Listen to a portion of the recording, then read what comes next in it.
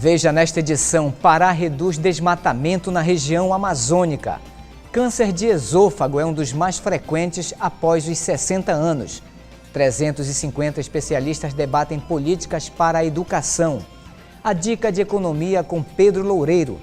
Frota de veículos na região metropolitana de Belém triplica em 10 anos. Regras mais rígidas para quem pedir seguro-desemprego pela terceira vez. Hino nacional deve ser cantado em escolas públicas. Memória da cabanagem nas ruínas do engenho Murucutu. O Nazaré Notícias desta quarta-feira, 12 de dezembro, já está no ar.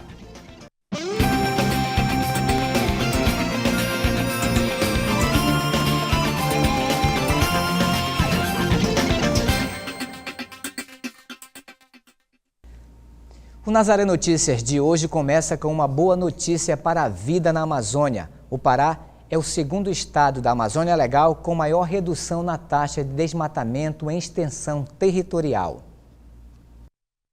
O território verde do Pará abriga vastos recursos naturais. Contudo, a dinâmica de exploração desses recursos se contrapõe ao desempenho dos indicadores sociais, econômicos e ambientais. Surge, então, o maior desafio do Pará: crescer com sustentabilidade. O programa Municípios Verdes, lançado ano passado no estado, é uma iniciativa para reduzir o desmatamento, aliado ao desenvolvimento local.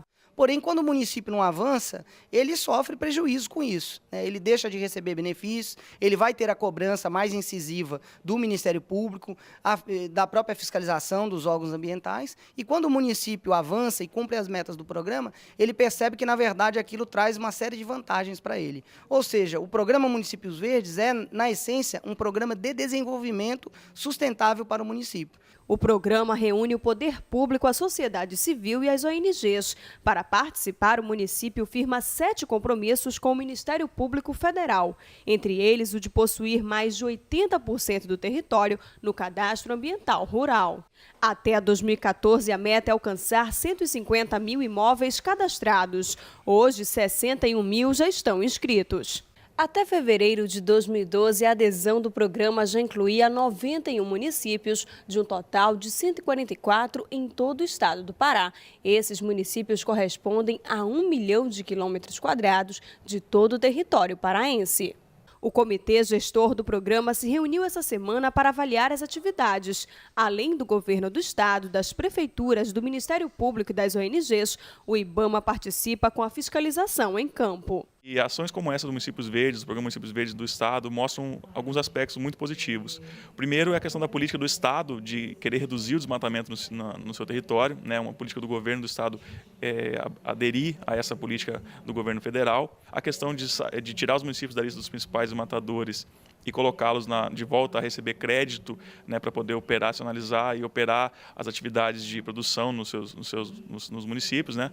Então, são outras atividades que estão somando os esforços do IBAMA na questão do combate ao desmatamento, a redução do desmatamento do estado do Pará e tornar o Pará um estado produtor, né, de verdade e com uma produção sustentável.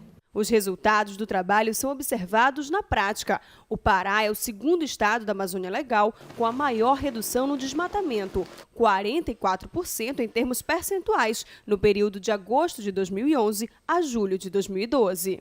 O Pará tem atualmente 15 municípios, mas 4 já saíram. No passado eram 19, hoje estamos com 15 municípios na lista dos municípios que mais desmatam a Amazônia, que é uma lista bastante negativa, mas nós temos todo um trabalho de base, de ordenamento para que esses municípios saiam.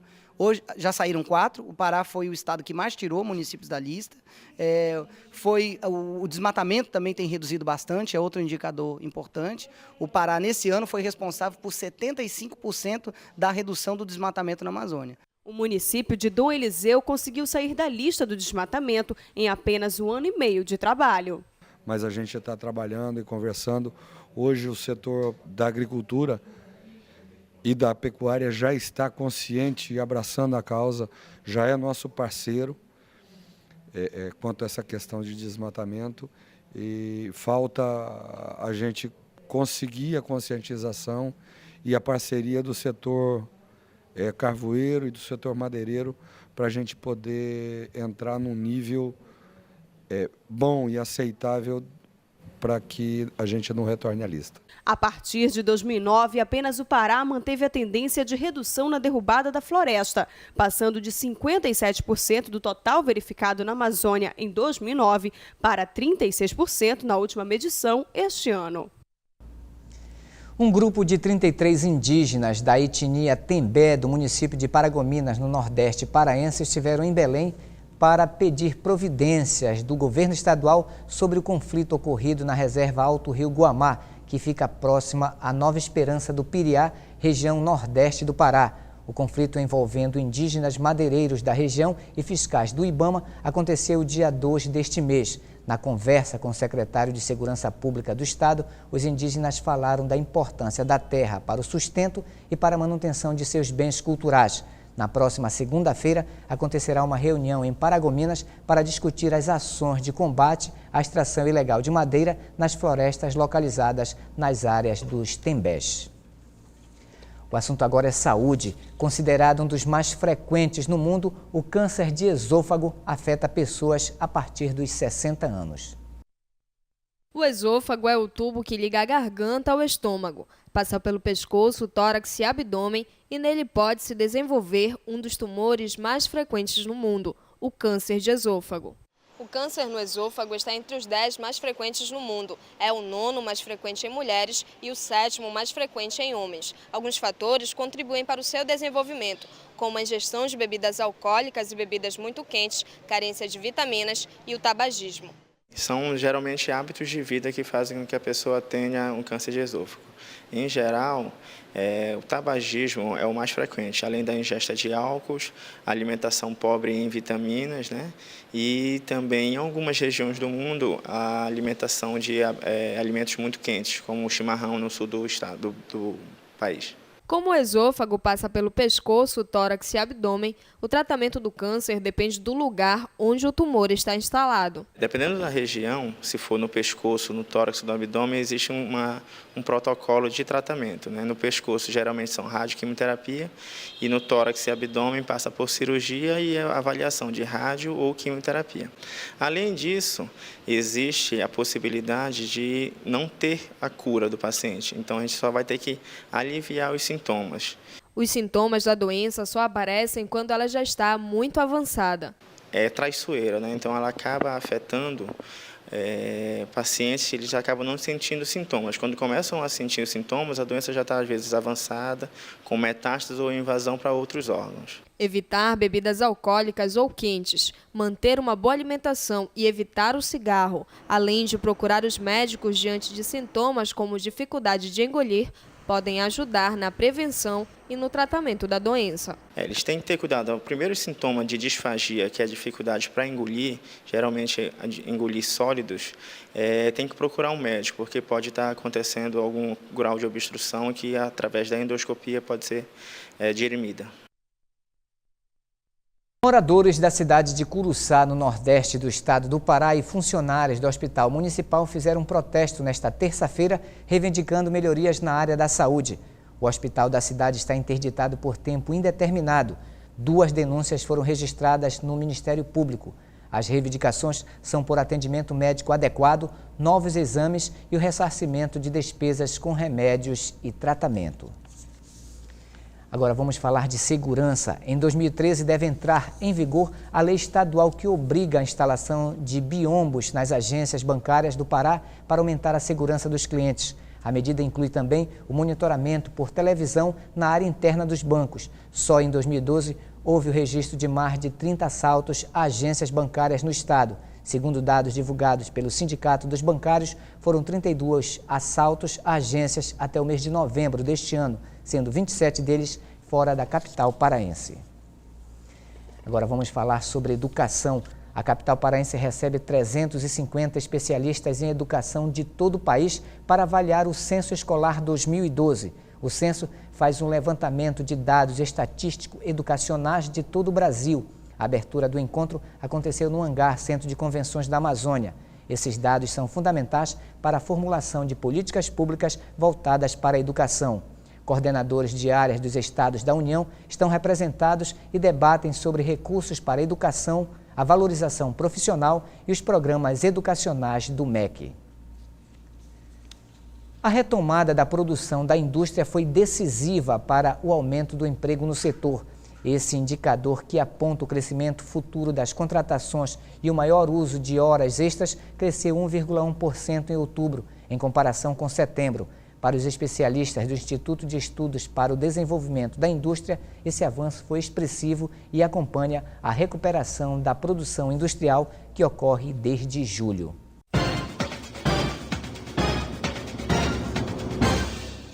Conforme prometido, hoje daremos algumas dicas sobre como fazer a divisão das receitas financeiras pessoais e familiares.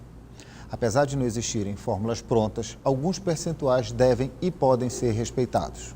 Por exemplo, os gastos com moradia, que incluem aluguel ou prestação da casa própria, IPTU, água, luz, telefone, condomínio e qualquer outra despesa que se encaixe neste quesito, deve somar, no máximo, 40% do rendimento familiar líquido.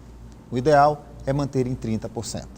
Alimentação, incluindo supermercado, refeições fora de casa, merenda dos filhos no colégio, sem esquecer daqueles lanches ocasionais na rua, deve somar, no máximo, 30% da renda familiar bruta, mas o ideal é manter em 25%. 20% para os mais comedidos. Educação, que deveria ser de graça e de qualidade para todos, mas que infelizmente não temos, só poderá consumir até 15% da renda, o que é uma pena.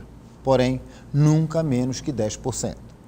Outros 10% deveriam ser guardados para o futuro, economia para a aposentadoria.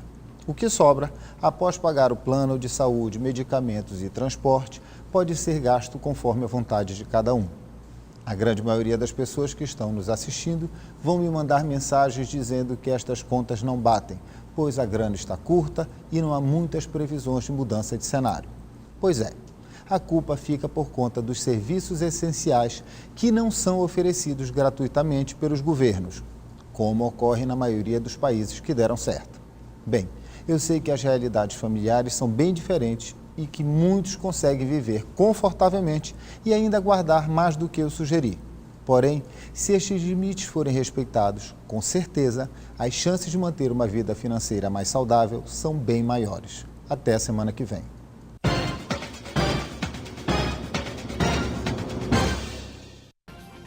E você acompanha ainda nesta edição: frota de veículos na região metropolitana de Belém triplica em 10 anos. Regras mais rígidas para quem pedir seguro-desemprego pela terceira vez. Hino nacional deve ser cantado em escolas públicas. Memória da cabanagem nas ruínas do engenho Murutucu. Trânsito engarrafado, lento e ruas congestionadas. Características urbanas que têm como causa a frota de veículos que em Belém, Ananindeua e Marituba triplicou nos últimos 10 anos. Até o mês de novembro, esses municípios registravam 447 mil veículos circulando e esses números ainda devem aumentar em até 15% até o final deste ano. Belém possui 343 mil veículos, Ananindeua 88 mil e Marituba 14 mil. Os municípios que se interligam pela BR-316 possuem juntos quase 450 mil veículos que circulam diariamente por suas vias. Há 10 anos, o município de Belém possuía uma frota de quase 152 mil, um número que cresceu bastante. A gente vê, por exemplo, que o estímulo do governo na redução de impostos fez com que, nos últimos 4 anos, a frota de veículo automotor em todo o Brasil aumentasse de uma forma bem expressiva, e não diferente aqui no estado do Pará. Segundo, as pessoas, em tese, elas se acham mais seguras trafegando no seu veículo próprio do que no transporte coletivo. Os municípios de Belém, Ananindeua e Marituba juntos possuíam uma frota até o final de novembro de 447 mil veículos. Até o final do ano, esse número deve subir para 450 mil, um número preocupante. Com isso, vai fazer com que as pessoas passem mais tempo no trânsito, elas tenham que mudar a sua rotina de vida, porque vai implicar em você acordar mais cedo, sair mais cedo e chegar mais tarde em casa. O nível de estresse vai aumentar, lamentavelmente, principalmente com o aumento da frota de motocicleta. O número de acidentes envolvendo esse tipo de veículo também tem aumentado de uma forma assustadora. Os atropelamentos também passam a ser maiores em função também do maior número de veículos automotores circulando. Para evitar tais transtornos, o coordenador de planejamento do DETRAN aponta uma ação conjunta dos 3 municípios que busque diminuir os impactos do aumento da frota de veículos no trânsito. Tem que haver uma revisão do planejamento viário dessas cidades para poder receber essa demanda toda. Isso implica na infraestrutura viária, isso implica no modelo de transporte de passageiro que seja capaz de fazer a integração, principalmente rodofluvial, usar a nossa malha hidroviária para poder integrar, estimular o máximo possível o uso da bicicleta, que é o meio de transporte mais saudável que tem, mas é necessário que se construa integrado ciclovias para que dê a segurança para esse usuário da via. E agora vamos falar de arte. Um projeto que tem o objetivo de incentivar o ensino da música foi apresentado pela Secretaria de Cultura no município paraense de Bragança, no nordeste do estado. Pelo projeto, o prédio histórico da Escola Estadual Monsenhor Mâncio Ribeiro será restaurado para abrigar o Liceu de Música. E o espaço onde fica a quadra de esportes da escola será transformado no Teatro do Liceu. O lançamento do edital para a execução das obras está previsto para o final de fevereiro de 2013. O prédio da escola, que estava desativado, será restaurado em suas características originais de construção. O palacete que abrigará o teatro tem estilo eclético, com traços característicos da arquitetura predominante no estado no início do século XX. Será o primeiro teatro de Bragança e terá capacidade para 370 lugares. Um decreto mudou as regras para a concessão do seguro-desemprego e tornou mais rígidos os critérios para a concessão do benefício, principalmente para quem solicitar pela terceira vez em menos de 10 anos. O seguro-desemprego tem por objetivo prover assistência financeira temporária a trabalhadores desempregados sem justa causa e auxiliá-lo na manutenção e na busca de emprego. O valor mínimo do seguro-desemprego atual é o mesmo do salário mínimo, R$ 622. A nova regra do benefício diz que se o desempregado pedir o seguro pela terceira vez dentro de um período de 10 anos, ele poderá ser obrigado a fazer um curso que seja habilitado pelo Ministério da Educação. O trabalhador, de certo modo, ele é encorajado através desse sistema a realizar uma qualificação profissional, ele se reinserir, ele buscar uma qualificação, incrementar o seu currículo, de modo que ele possa exercer futuramente até um cargo com uma remuneração melhor. O curso gratuito pode ser de formação inicial e continuada ou de qualificação profissional. Caso tenha interesse, o trabalhador poderá escolher a área. Esse curso é visto como uma forma positiva, porque, como eu falei, ele vai ter essa possibilidade de ter um incremento tanto nas suas condições de trabalho, como vai suprir uma necessidade da economia nacional, que é realmente o trabalhador qualificado, e que, no final das contas, vai trazer benefício para todas as partes, para o empregado, para o empregador e para a própria economia nacional. Para muitos advogados da área trabalhista, as novas regras batem com um problema sistemático no seguro-desemprego, os casos de fraudes. O que acontece? Como ele vai estar incorrendo em fraude, muitas das vezes ele se vê em xeque quando o empregador o dispensa, muitas das vezes sem assinar a carteira, e esse trabalhador fica sem a possibilidade de requerer posteriormente, ingressar na justiça para requerer suas verbas rescisórias. Porque se vier a requerer suas verbas rescisórias, o empregador informa ao juízo que o empregado estava de má fé, fraudando o sistema de seguro-desemprego, aí ele vai responder a um processo criminal por fraude. A população da cidade de Zedoca, no Maranhão, pode contar com uma nova sede do Fórum Eleitoral. O nome do tribunal homenageia a professora Isabel Coelho Cunha. A sede da 96ª Zona fica localizada na Rua Nunes Garcia e a sede eleitoral custou ao Tribunal Regional Eleitoral do Maranhão o valor de R$ 445.777,07. Ele abrange ainda os municípios de Governador Newton Belo e Aragunã. A Nunciatura Apostólica do Brasil comunicou na manhã de hoje que o Santo Padre, o Papa Bento XVI, aceitou a renúncia de Dom Luiz Soares Vieira e nomeou como novo arcebispo de Manaus, no estado do Amazonas, Dom Sérgio Eduardo Castriani, que estava à frente da prelazia de Tefé, também no Amazonas. Dom Castriani é um dedicado pastor da Amazônia com vasta caminhada junto ao povo da região. Paulista, formado na Congregação do Espírito Santo, foi conselheiro geral do Instituto e, como padre, dedicou-se como assessor da Pastoral da Juventude. Foi nomeado bispo por João Paulo II em 1998 para a prelazia de Tefé. No último quadriênio, Dom Castriani foi presidente da Comissão Episcopal Pastoral para a Ação Missionária da CNBB. Educação cívica nas escolas. A partir de setembro de 2009, passou a ser obrigatório que alguns alunos do ensino fundamental cantem o hino nacional ao menos uma vez por semana. Mas você sabe quando surgiu o hino e como cantá-lo? A melodia é inconfundível.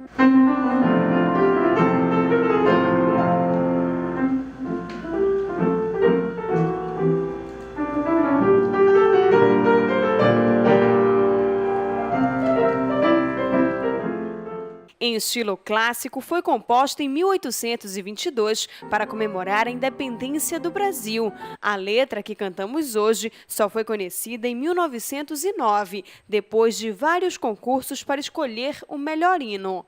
Símbolo da nação brasileira, quem interpreta a canção sente orgulho. Todo brasileiro tem com uma emoção muito grande, porque você representa ali, você está comungando com a tua nação, né? Então, um momento de nacionalidade para todos os brasileiros, né? Então, acho que de patriotismo, né? De respeito. Então, realmente, falando do lado emocional, é forte, é a identidade, a nossa identidade cultural. O tom original do hino é Fá maior, mas cada artista adapta ao seu instrumento. Esse hino foi composto inicialmente para a banda, depois que foi feita a orquestração.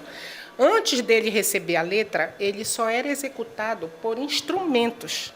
Depois da letra, que ele passou para uma tonalidade que é a atual, que é a original em Fá maior, mas quando ele foi composto, foi na tonalidade de Si bemol, né?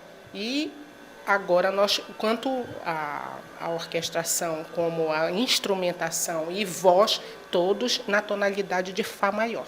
A execução musical é complexa e a letra mais difícil ainda. Desde o dia 29 de setembro de 2009, o hino nacional passou a ser obrigatório em todas as escolas públicas e privadas do país. Os alunos do ensino fundamental devem cantá-lo ao menos uma vez por semana. São 50 versos divididos em duas partes rigorosamente simétricas. Em um trecho ainda encontramos um poema extraído da canção do Exílio de Gonçalves Dias. Não vamos dizer assim que é fácil aprender o hino nacional, que são 50 versos, né? E existe uma certa dificuldade, mas treino, essas coisas a gente consegue, cantando assim, passando, consigo.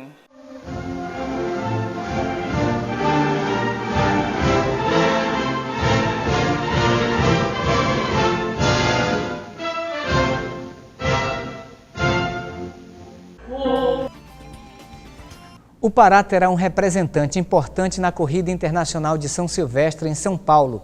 Bruno da Costa Palheta, de 21 anos, é deficiente visual. O atleta competirá com o seu treinador, Raimundo Salles. O corredor conseguiu se destacar em diversas competições em Belém, além de excelentes colocações em eventos internacionais, como o 4º lugar na 87ª Corrida Internacional de São Silvestre e o 6º lugar na 16ª Meia Maratona Internacional do Rio de Janeiro, na qual concorreu com 210 atletas deficientes nos 21 quilômetros. Bruno e seu treinador embarcam no dia 26 de dezembro para São Paulo e a corrida acontece no dia 31. Um monumento da história e da cultura paraense que evidencia a memória do arquiteto Antônio Lande e da cabanagem. Estamos falando do engenho Murutucu. As ruínas da capela que pertence ao engenho Murutucu estão localizadas numa área de aproximadamente 2.800 hectares, tombadas como patrimônio histórico e cultural da União. O espaço atualmente pertence à empresa brasileira de pesquisas agropecuária Embrapa. Hoje, só restaram os traços neoclássicos da capela dedicada a Nossa Senhora da Conceição. O engenho Murutucu foi construído no século XIX e entrou em ruína em 1850. O engenho funcionou com energia de maré, nós temos evidências disso. O local da roda d'água ele é sujeito à energia de maré, a inundação periódica do pré-mar, durante o qual a água era retida através de barragens e depois liberada durante a vazante para fazer funcionar a roda d'água. Posteriormente, o engenho foi transformado em energia a vapor, né, e perdurou até o final do século XIX. Existem no terreno 2 prédios construídos há alguns anos que serviriam de espaço para exposição, mas também estão em ruínas. É um pavilhão construído em 1996, que seria um pavilhão de exposições, por conta de uma ação, um termo de conduta, né, que teve um ajuste de conduta, melhor dizendo, e depois atrás nós temos um outro prédio que seria um laboratório para guarda de material proveniente de pesquisas ao longo da alça viária. O engenho Murutucu revela que a comercialização açucareira ultrapassou as fronteiras da região Nordeste, construído na época da colonização europeia na Amazônia. A própria arquitetura imponente que nós temos aqui, e no exame da documentação histórica nós vemos sempre presente a inclusão do engenho Murutucu nas listas de engenhos aqui da região, né? Que até um exemplo, em 1790, que existiam cerca de 100 engenhos e engenhocas aqui próximo, o engenho Murutucu era um deles. Inclusive, também, em 1860, há notícias da presença do engenho Murutucu ainda produzindo. Há registros de que no espaço do engenho Murutucu existiram a Casa Grande, local onde moravam os donos do engenho, a senzala, que abrigava os escravos, o engenho em si, que produzia o açúcar e a aguardente, e também a capela, restaurada pelo arquiteto italiano Antônio Landi. Segundo informações, a capela teria sido construída pela Ordem dos Carmelitas em 1711. Se tem notícia da presença de Antônio Landi, o arquiteto de Belém, aqui nesse sítio, como proprietário a partir de 1766, tendo inclusive morrido aqui no final do século. A partir de então, o engenho passa a propriedade para os herdeiros, né, os filhos. A filha do Landi casou com um militar, e depois o engenho, se tem notícias dele, já na segunda metade do século XIX, inclusive com registro fotográfico do Antônio Fidanza, um fotógrafo aqui muito famoso, e mostrando que havia uma vida contínua, né, nesse espaço físico aqui. E que tinha os proprietários, os trabalhadores, os escravos e escravizados que trabalhavam aqui também, que eram índios e também africanos. O historiador explica que o Pará chegou a contar com mais de 40 engenhos e que o local teve relação com a Guerra da Cabanagem. Um dia na vida, vamos dizer assim, do engenho foi esse do acampamento, né, que seria o acampamento dos cabanos antes de um ataque a Belém. Mas além disso, o que é importante, que nós estamos tratando o engenho como um local, num cenário de um processo histórico. Um lugar cercado pela natureza que revela passagens importantes de pessoas que influenciaram a história de nossa cidade. Segundo documentos de época, Antônio Landi teria escolhido o engenho Murutucu para morrer.